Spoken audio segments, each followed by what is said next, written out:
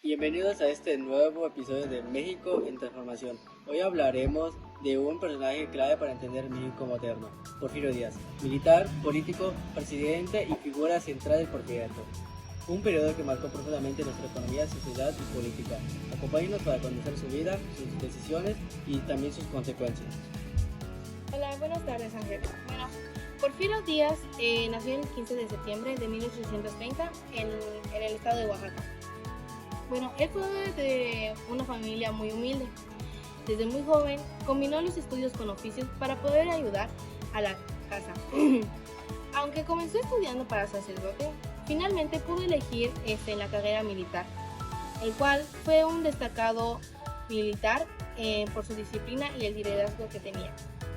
Participó activamente en momentos decisivos del país. La Guerra de Reforma fue una de las cuales él estuvo participando como un militar grande. La intervención francesa fue otra, y la lucha contra el Segundo Imperio Mexicano fue donde más destacó. Su fama creció gracias a sus tácticas militares, especialmente en la batalla del 2 de abril de 1867, lo que lo llevó a convertirse en uno de los personajes más influyentes del México en el siglo XIX. Bueno, Chucho, esta pregunta va para ti. Si Porfirio Díaz estaba en contra de la reelección, ¿por qué terminó gobernando tantos años, más de 30 años en realidad? Bueno, compañera Doménica, respondiendo a tu pregunta, Porfirio Díaz usó la no reelección como bandera política para derrocar a Sebastián de Tejada. Una vez en el poder, argumentó que la estabilidad del país requería continuidad. Modificó la constitución para permitir la reelección indefinida y controló el sistema político mediante la fuerza y la manipulación electoral para perpetuarse en el gobierno por más de 30 años. Después de la caída del Imperio Díaz, se convirtió en un fuerte opositor de Benito Juárez y luego de Leopoldo de Tejada. En 1876, con el plan de Tepec, desconoció la reelección de León, defendiendo el lema sufragio efectivo, no reelección. Ese mismo año asumió la presidencia por primera vez. Sin embargo, con el tiempo, reelección en múltiples ocasiones, gobernando de forma continua de 1884 a 1911. Su gobierno consolidó el llamado porfiriato, caracterizado por modernización económica, pero también por control político y represión. Señor Ángel, ¿el porfiriato realmente ayudó al país económicamente? Sí, ayudó a modernizar el país y la economía. Creció mucho con la expansión del ferrocarril, la llegada de inversiones extranjeras, pero ese beneficio se quedó en manos de unos pocos. La mayoría del pueblo vivía en pobreza extrema y explotación, lo que sembró las semillas para la Revolución Mexicana. Durante el Porfiriato, México vivió un proceso de modernización acelerada.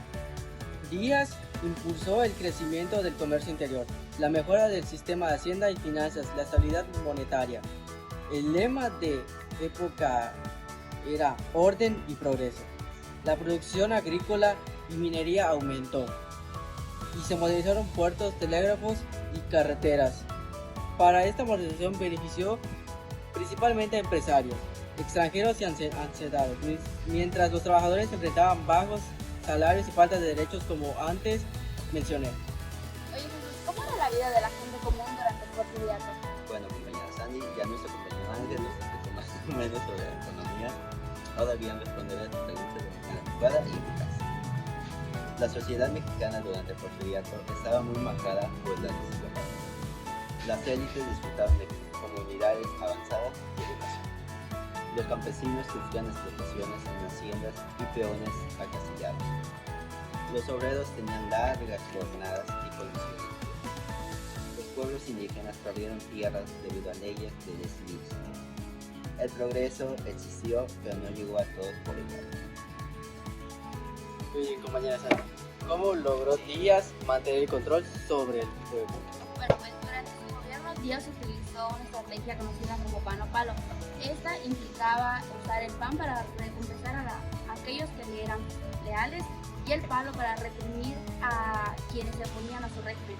Esa estrategia le permitió mantener el control y centralizar el poder, asegurando una paz forzada, por decirse, en el país. Además de que Porfirio Díaz creó una red de control política, una reelección continua, gobernadores fieles, manipulación electoral, prensa controlada, represión a opositores. Además de que, aunque mantuvo la estabilidad, esta se basó más bien en limitar las libertades y callar a las protestas sociales para que él pueda poder reelegirse, y además de que pues, no opina mucho de él, porque él quería ser manteniéndose gobernador. Entonces, Dominica, ¿puedes decirme qué aportes positivos dejó el porfiriato? Claro, sobre qué aportes hubo en el porfiriato, fue que las contradicciones de Díaz fueron muchos aportes importantes. La modernización de infraestructuras y también el impulso de la industria, la expansión del telégrafo y las construcciones de escuelas técnicas. Empezaron las escuelas, las prepas, las universidades, es lo que empezó a él formar para que todos los ciudadanos y los estados empiecen a tener un estudio adecuado, ¿no? También hubo el desarrollo de las vías férreas, es cuando empezaron todo a hacer metales para poder construir y la economía expandirse en el estado. Y el orden de administración fiscal también están los elementos que fueron una base para el desarrollo posterior del país, como las conexiones de los países extranjeros que hubo sobre los préstamos que habían igual. Fue una de las cosas que Porfirio por una parte aportó y ayudó a nuestro país. También igual nos pudo afectar un poco y demás. ¿Qué fue lo que provocó finalmente la caída de Porfirio? Bueno, la caída de Porfirio Díaz fue el resultado de la acumulación de un profundo descontento social y político que encontró un catalizador en la figura de Francisco I. Madero. Más exactos, en 1910, cuando Díaz anunció que ya no se reelegiría, surgieron esperanzas de cambio. Sin embargo, al encarcelar a Francisco I. de Madero y reelegirse nuevamente, estalló la inconformidad y esto provocó que el inicio de la Revolución Mexicana pues empezara en 1910.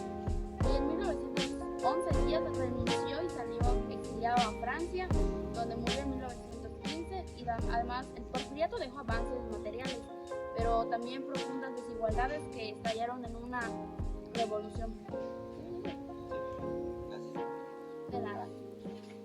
Pues muchas gracias sobre los temas que hemos hablado en este podcast. Espero que les haya dado una buena información sobre cómo era el México antes que no haya un porfiriato, no esté el Porfirio Díaz, aunque muchos han pensado que el Porfirio Díaz ha regresado como la nueva presidenta de México, como Sheinbaum.